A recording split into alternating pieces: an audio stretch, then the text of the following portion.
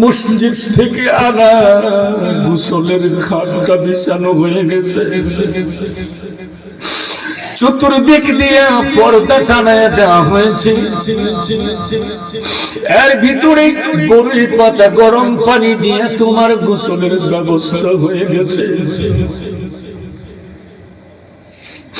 বন্ধুরে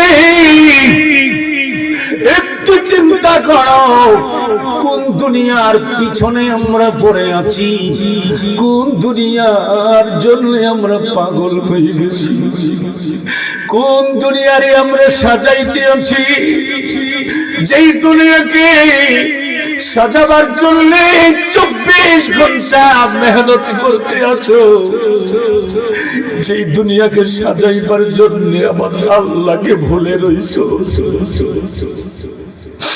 এই দুনিয়া 24 ঘন্টা সময় তোমারে বের করে কবরস্থানে পাঠাইয়া দেওয়ার জন্য রেডি হয়ে আছে।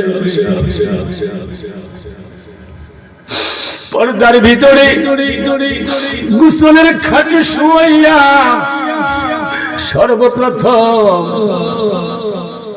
তাকে দেখা যায় গো শরীরে দুনিয়ার দামি পোশাকটা, রঙিন পোশাকটা শরীরে দেখা যায়। এই পোশাকটা যেন ডাইকা ডাইকা বলতে আছে, আমাকে খুলে রেখে দাও, খুলে রেখে দাও, এই বান্দা বান্দির মালিকানায় আমি থাকবো না।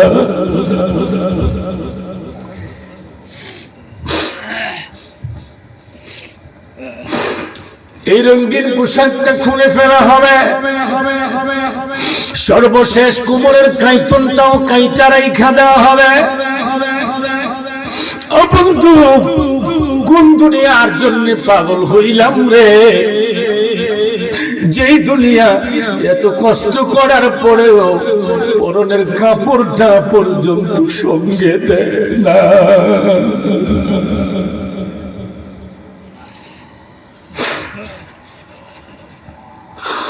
আল্লাহ আল্লাহ আল্লাহ, আপনি আমাদের বন্ধু হয়ে যান। জোরে বলেন আমিন, আরো জোরে বলেন আমিন। আমার আল্লাহ যদি বন্ধু না হয় কোনো উপায় নাই, অন্ধকার কবরে কোনো উপায় নাই। বন্ধু আমার এবার গোসল শেষ হয়ে গেছে,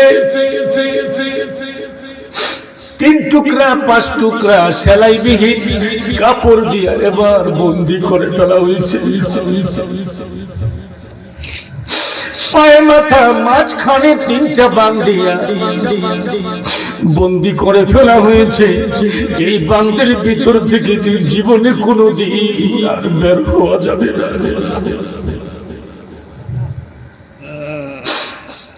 বন্ধু আমার, মৃত্যুর পরে যদি কবরে বিপদ হয়ে যায় উপায় নাই, ঠিক কিনা বলেন? কোনো উপায় নাই। আমার নবীজি কলিজার টুকরা